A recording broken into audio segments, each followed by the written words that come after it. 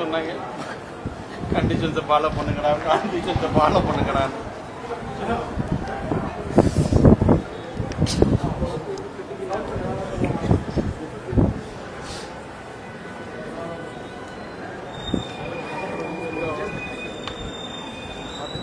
இப்போ தரோட நின்னா சரி.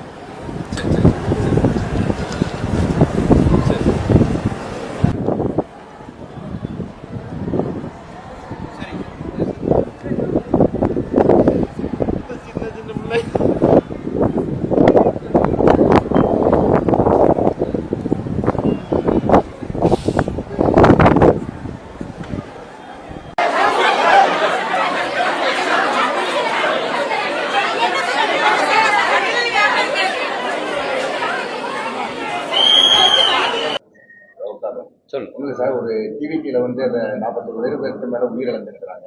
உண்மையிலே மனமுடைந்து நீங்கள் தள்ளியிருக்கிறீங்க. அதை கூட வந்து விமர்சனம் பண்ணக்கூடிய எதிர்கட்சிகளை எப்படி தருவாங்க? எல்லாமே நாடகம் நடிப்புன்னு சொல்லி விசாரிக்கிறாங்க.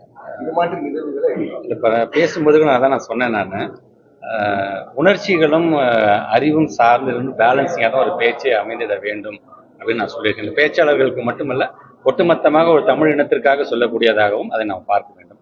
உணர்ச்சிகள் மட்டும் அதிகமாக இருந்து அறிவை கொண்டு போய் இருந்தது என்று சொன்னால் அது வந்து விலங்குக்கு சமமானது.